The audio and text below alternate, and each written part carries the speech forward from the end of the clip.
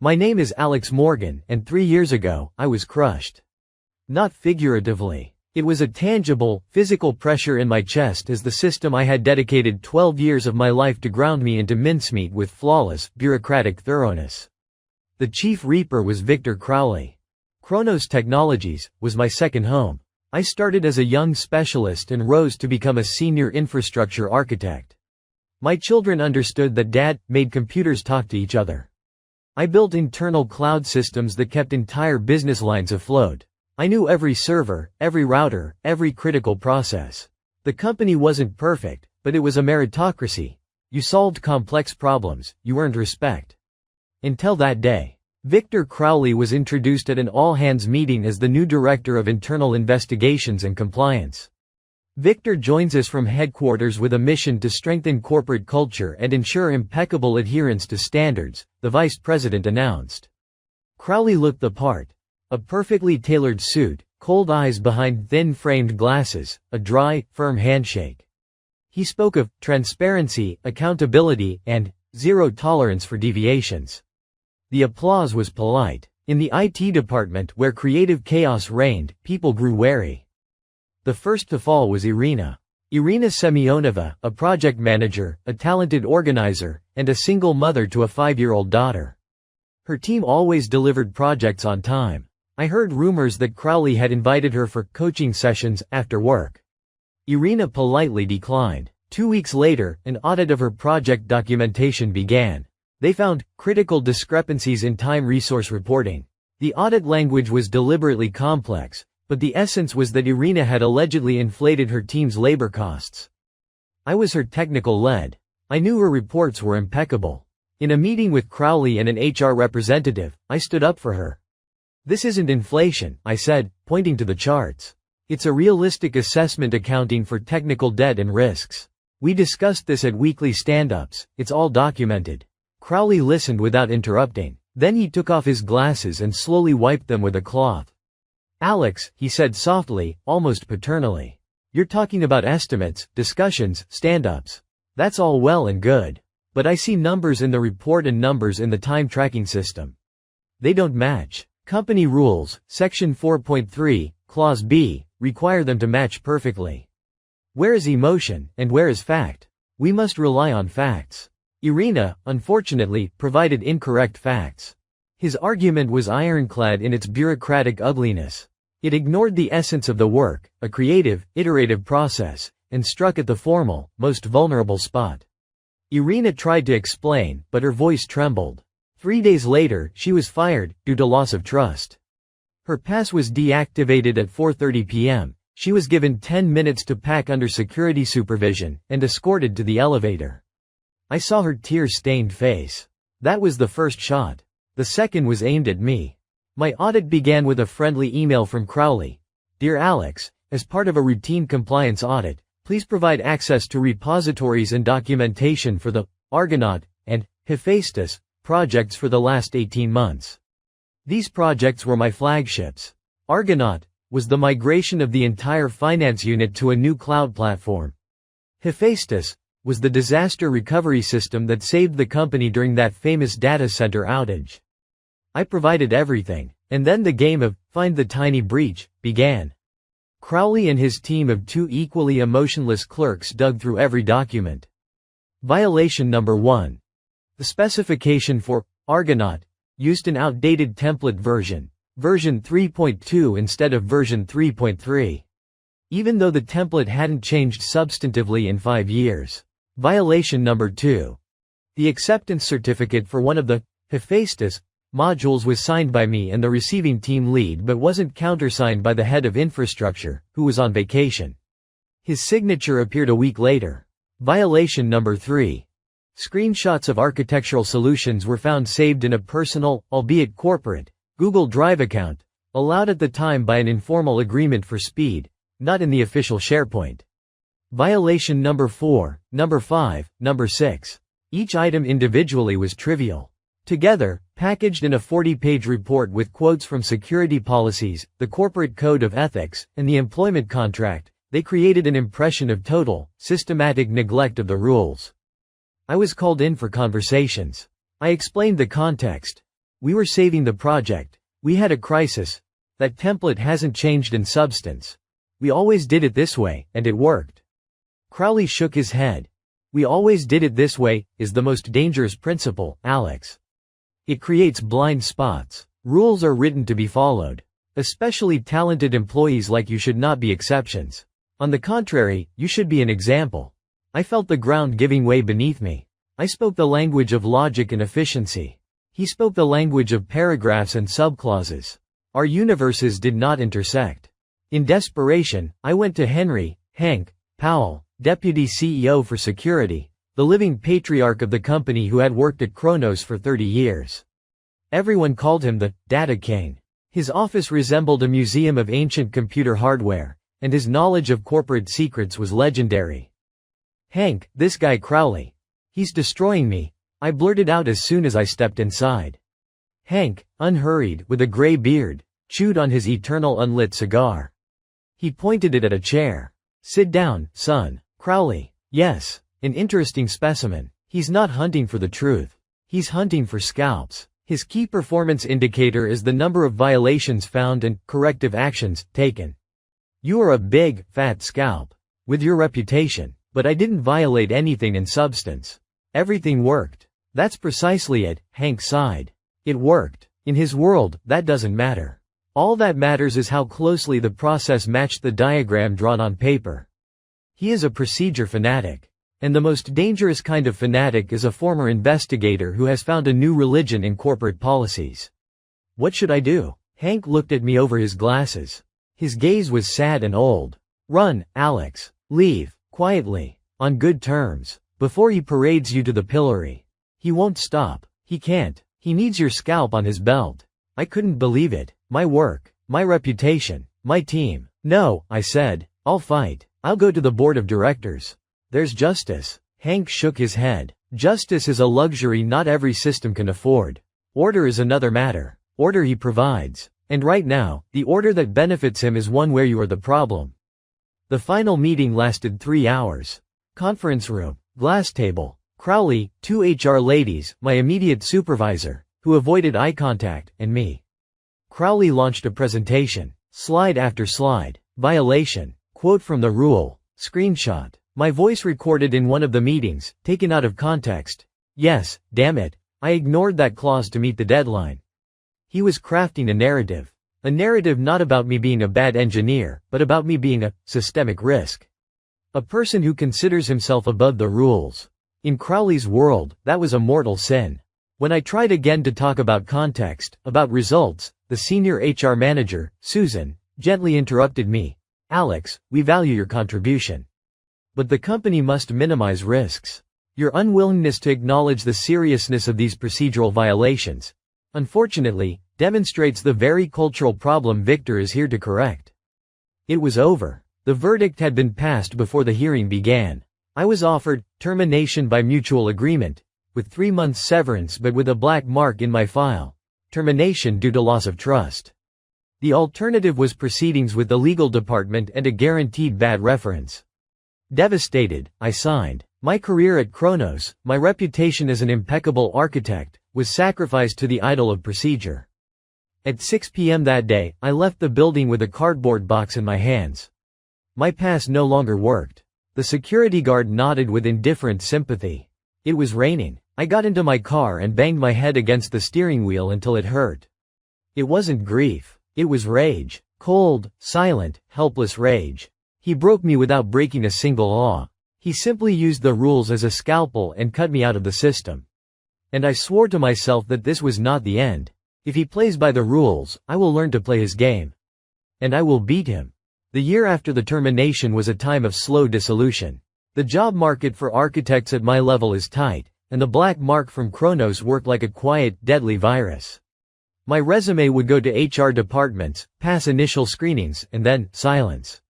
Once, a recruiter I had a good relationship with, after a third rejection in the final round, messaged me unofficially. Hey, Alex. Off the record, but someone from your former place is giving you a killer reference. Not about skills, but about compliance issues.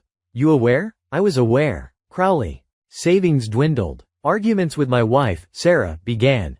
Find any job, she'd say, and her voice held fear, not anger. I tried, but after managing multi-million-dollar projects, offers for a senior administrator at a local software firm seemed not just a step back, but a plunge into the abyss. Pride is a terrible enemy. The meeting with Mark happened by chance. I wandered into a dreary coffee shop near the subway to kill time between meaningless interviews. And I saw him at a table by the window, with a laptop, but his gaze was fixed on one point. Mark Davis, the former genius sysadmin of Kronos, the man who knew every backdoor in the corporate network and could make servers sing with the power of sarcasm alone. He'd been fired 6 months before me. Rumor had it, for unauthorized access to security logs. Mark? He looked up, didn't recognize me at first. Then a shadow of recognition, mixed with the same bitterness that was in me. Alex. Hell, have a seat. We drank bitter, over-roasted coffee. He was driving a taxi. Flexible schedule, he smirked bitterly. Perfect for thinking about how your life went down the drain. The conversation wasn't about nostalgia. It quickly turned into an exchange of information about our shared executioner. Mark's firing was classic Crowley. Mark, trying to find the source of a data leak, dug into logs he had access to but wasn't formally assigned to investigate.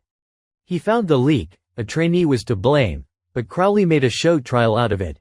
Unauthorized access to confidential data. Mark was offered to resign, voluntarily, or be fired with wording that would doom his career in IT security forever. He left. His story was a mirror image of mine. The result didn't matter, the process did. And his violation of it. He's not just a bureaucrat, Alex, Mark said, lowering his voice even though no one was around. He's a sadist. He enjoys the feeling of power.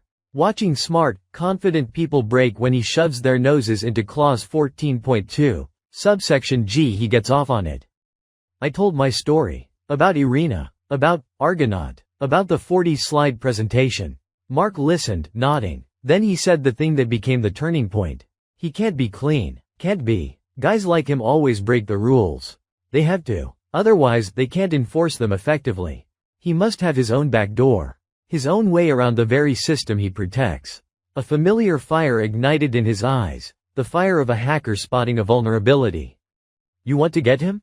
Mark asked. More than anything, I replied, and for the first time in a year, the feeling wasn't helpless rage but cold determination. Then forget about emotions. Forget about justice. This is war, but not a fistfight. It's an audit. We'll audit Victor Crowley, find his violations, and present them in the form he adores, flawlessly packaged, with quotes and references. Thus, our strange alliance was born. A crushed architect and a bitter sysadmin. Our mission wasn't just revenge, but to prove a theorem. The system Crowley deified would eat him alive if we served him up on a platter the right way. Our first task, reconnaissance. Mark still had some tools. Not direct access, that had been revoked. But knowledge. Knowledge of the architecture. Knowledge of weak spots in logging systems, knowledge of which logs were stored where and for how long. We started with a hypothesis. Crowley, to effectively gather dirt, must have overstepped his authority. We met at my place while Sarah was with the kids at her parents'. Mark brought an old, unremarkable laptop. Listen, I can't hack the corporate firewall. That's stupid and punishable. But I know the archival system for access requests has a delay. Request logs go to secure storage after 24 hours. But there's an intermediate buffer. And there's an old, long-forgotten authentication method for monitoring services. The password for it is probably still, ChangeMe 123. He wrote a few lines of code. Ran a script simulating a service request to the buffer. We weren't trying to access data, only metadata. Who, when, accessed what. A few hours later, we had a raw dump. We filtered out service entries and started analyzing the activity of Crowley and his department. And we hit a goldmine. Crowley regularly, once a week, requested full dumps of access logs to folders belonging to top management, not just the CEO, but board members, the CFO, the head of legal. This went far beyond his mandate. The compliance department has the right to check employees for violations, but specifically and with reasonable suspicion. Systematic data collection on the very top echelon without clear cause, that was espionage. And a violation of privacy policy number 101. He's compiling dossiers, Mark whispered. On everyone. Insurance in case they turn on him. It was a violation, but not loud enough. It could be written off as zeal or expanded risk monitoring. We needed something smaller, something absolutely indisputable and utterly hypocritical. We expanded the search and started finding treasures. Cloud account. Crowley used his corporate email to register for a personal Dropbox. In this Dropbox, as we could indirectly determine, from file names in logs of outgoing emails with links, he stored drafts of his official requests, personnel notes, and, most piquantly, scans of his hotel bills. Violation of Information Security Policy No. 47. Use of personal cloud storage for working with corporate information of any confidentiality level is prohibited. He himself had fired an intern for this.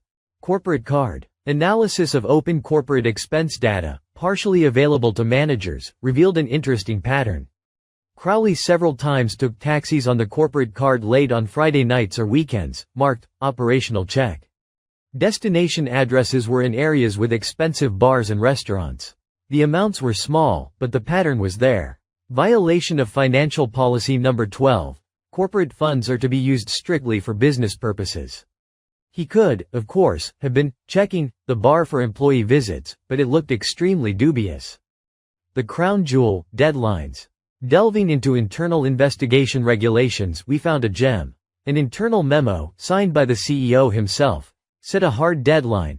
Any high-priority investigation report must be submitted to the board's audit committee within 10 business days of initiation. This was a rule written in blood after some old scandal. We cross-referenced the initiation dates of Crowley's high-profile investigations, those announced company-wide, with the dates of report submissions to the board, which leaked in meeting minutes mentions. The average delay was 12 to 14 days. He considered himself above these deadlines. Violation of Internal Audit Regulation No. 1. This wasn't a trifle. This was direct disobedience to established corporate order, his holy grail. We had weapons, but how to deploy them? An anonymous tip to HR? Crowley or his allies would bury it. A public scandal? We'd be labeled disgruntled former employees. That's when I remembered Hank Powell, the data king. He hated Crowley. He called him a pharmacist trying to cure cancer with aspirin. But he was powerless against Crowley's flawless procedural armor. We needed an ally inside the system. Not just a sympathizer, but someone who could ensure the proper launch of our weapon. I scheduled a meeting with Hank not as a pleading supplicant, but as a consultant. I told his secretary I wanted to discuss hypothetical vulnerability scenarios in the compliance monitoring system. Hank received me in his museum-like office. He looked tired. Well, Alex? Found a job? Working on a project, Hank. A risk analysis project. I need your expert opinion on a hypothetical situation. I described the scenario. Without names. A compliance department employee with broad authority systematically violates 3 key policies. Uses personal cloud storage for work documents, has questionable corporate expenses, and regularly violates established deadlines for reporting to senior management. At the same time, he flawlessly observes all formalities regarding other employees. How would you assess the systemic risk of such behavior? Hank listened, his fingers slowly drumming on the desk. He was no fool. That's a very specific hypothesis, Alex. Almost diagnostic. Suppose the hypothetical consultant has evidence. Not fabricated. Digital traces. Access logs. Email metadata. Records of corporate transactions. All within what can be seen with residual system knowledge and access to open corporate reports. Hank leaned back in his chair. That cold fire I'd seen before flashed in his eyes. You're offering me a weapon, son. Interesting. Is your hypothetical statement formulated as a formal request? With policy quotes? It can be. With impeccable references. As our hypothetical employee loves. Send it not to our HR is his domain. Not directly to the board. That would look like an attack. Send it to the Internal Audit Service. They hate him. He's usurped their functions. And they have a direct mandate from the board to investigate any allegations of violations, regardless of source or suspect's rank. If the statement is perfectly crafted, they won't be able to ignore it. They'll have to start an audit. It's their procedure. He paused. And, of course, a copy to me. For information. So I can monitor the process. Operation Mirror. took shape. We wouldn't attack Crowley with accusations of bribery or racketeering. We had no such data. We would strike him with his own favorite weapon, the letter of the rules. We would present him with his own petty, but indisputable, sins against the very sacred texts he quoted to destroy others. We would make the machine he had oiled for years crush him. Mark and I spent 2 weeks crafting the document. It was a masterpiece of corporate bureaucratic art. It was titled, Formal Allegation of Potential Violations of Corporate Policies No. 47, No. 101, No. 12, and Internal Audit Regulation No. 1 by a senior compliance department employee. We acted on behalf of a group of concerned minority shareholders. Mark and I indeed still had a handful of Kronos shares from years ago. The statement contained no emotions. Only facts, tables, policy references, charts of deadline delays. We didn't name Crowley directly in the main text, only in a confidential appendix with restricted access. The document was dry, boring, and absolutely deadly in its precision. We sent it by registered mail to the head of Kronos's internal audit service and to his personal corporate email, which Mark knew. A copy went to Hank Powell. We timed the sending for a Monday, a week before a scheduled meeting of the board's audit committee. And then we waited, in silence, like sappers who had retreated after planting a charge. The wait was the worst torture.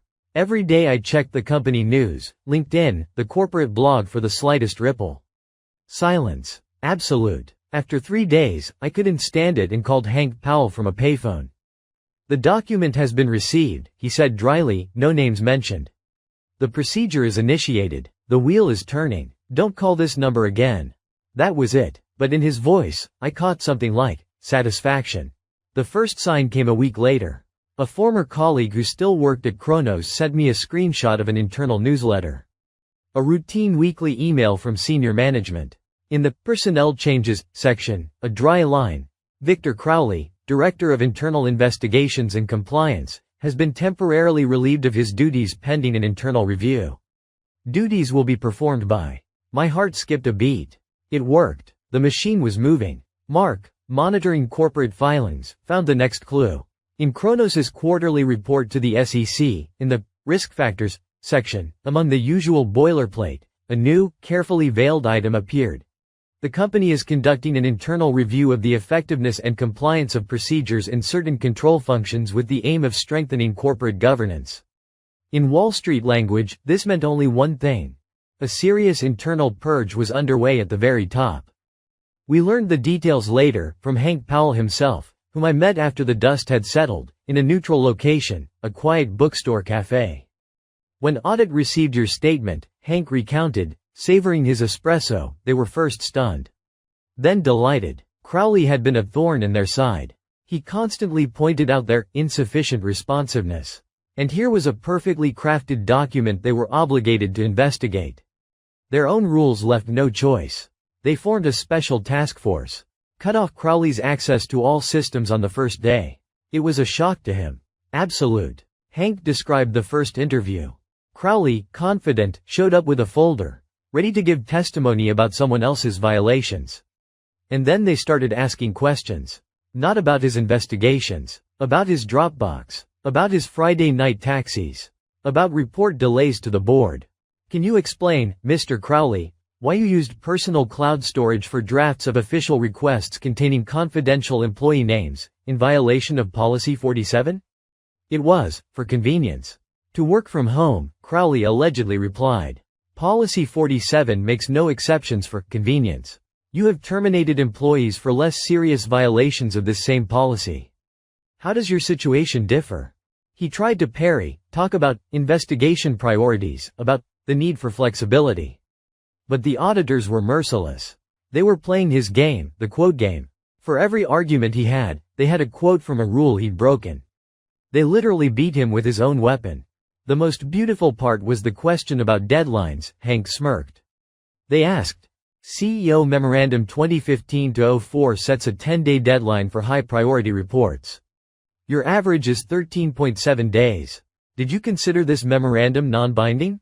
Crowley, according to Hank, went pale. High-priority investigations required additional fact-checking, he muttered. So, you knowingly made the decision to violate a direct order from the CEO, enshrined in corporate regulation? It was checkmate. He couldn't say, yes. But no was a lie easily proven by the numbers.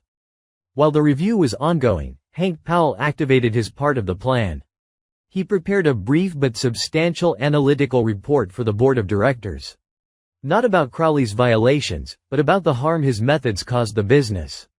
Using data he had access to, he showed that since Crowley's arrival and the tightening of compliance policies, the Innovation Activity Index, number of patents, pilot projects, had fallen by 22%.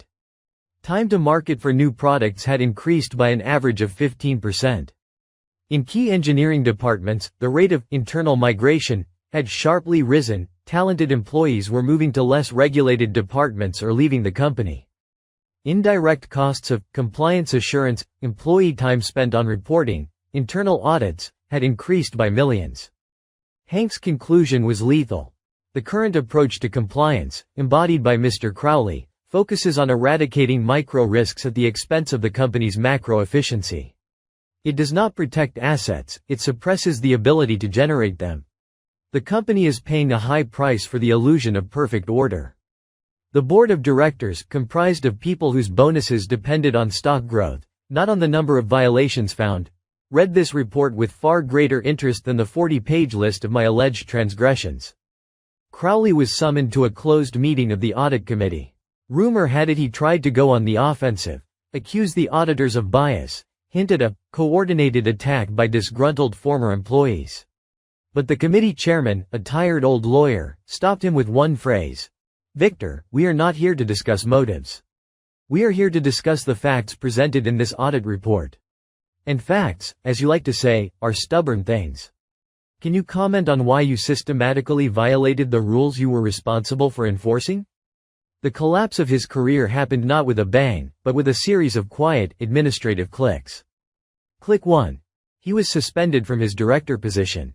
Formally, pending completion of the review. Click 2. He was offered to, temporarily, transition to the role of senior advisor on corporate ethics, a quiet, powerless position with no system access or subordinates. Click 3. His office on the executive floor was vacated for analytics department expansion. He was moved to an office at the far end of the building, sharing it with 2 interns.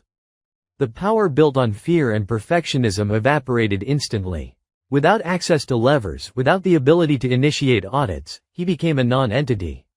Employees who once paled at his approach now walked by, not hiding their contemptuous smirks. In corporate culture, there is nothing more terrifying than a former enforcer who has lost his power. He became a laughingstock. But it wasn't enough. For a complete fall, he needed to make a mistake. And he did. Desperation and rage overcame his famed composure. He sent an angry, multi-page letter to the CEO, copying the entire board. In it, he accused the company of betraying its values, condoning irresponsibility, and a conspiracy against him personally by incompetent auditors and embittered subordinates. The tone was hysterical, at times insulting. He broke the golden rule of the corporate world. Even in anger, maintain a facade of professionalism. That letter became the final nail in his coffin. He was summoned to the head of HR and the chief legal counsel. The conversation was brief. "Your letter, Victor, constitutes a gross violation of the corporate communication code and discredits your position as an employee responsible for ethics. Based on this, and taking into account the findings of the internal audit, the company has decided to terminate your employment. You are offered termination under the clause, loss of trust. You may contest this decision in court, but we are prepared to submit all audit materials." The irony was complete. He was fired under the very clause that was his trademark, the very wording he handed out left and right. Loss of trust. It sounded like the universe's malicious joke. He tried to fight. He went to court, but Kronos presented our perfectly crafted audit report, his own rules, and his hysterical letter. The judge, reviewing the materials, dismissed the case in a preliminary hearing. The reputation of an executioner caught in his own trap followed him. He tried to get hired at other corporations, but in the tight-knit world of compliance directors, rumors travel fast.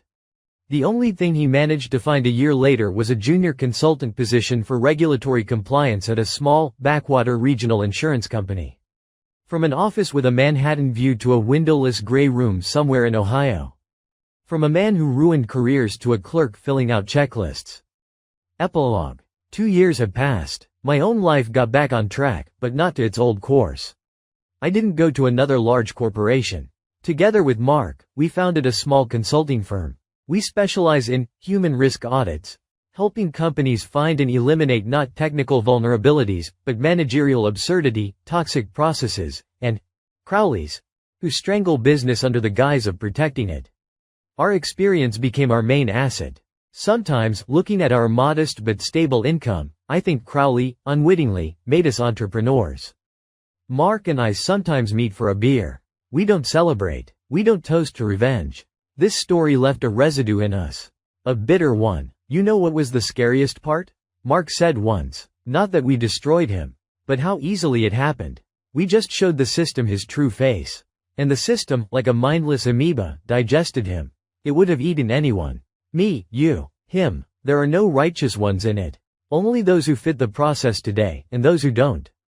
I agree with him. We didn't defeat evil. We used the system's logic against one of its most faithful servants. We became a mirror, and the reflection proved fatal for him. Sometimes I catch myself checking documents 5 times, afraid of leaving an extra comma somewhere. Crowley's ghost lives in me. His lesson, that rules can be a weapon, I learned for good. But I decided to use this weapon differently. Not for hunting, but for protection. To find and disarm people like him before they burn someone else's life on the altar of flawless procedure. Once, I received a letter from Irina Semyonova. She wrote that she had gotten a job as a project manager at a small but progressive edtech company. They have flexible rules and a culture of trust. She thanked me for that long-ago attempt to stand up for her. She didn't know about our revenge. And I didn't tell her. Some stories are better left untold. I close my laptop. It's getting dark outside my small office. The revenge is complete. It was cold, precise, and just. But I feel no triumph. I feel only a quiet, weary certainty that the balance has been restored. Not by cosmic justice, but by a cunning trap set by exiles at the throne of the bureaucrat king. And that, strangely enough, turned out to be enough.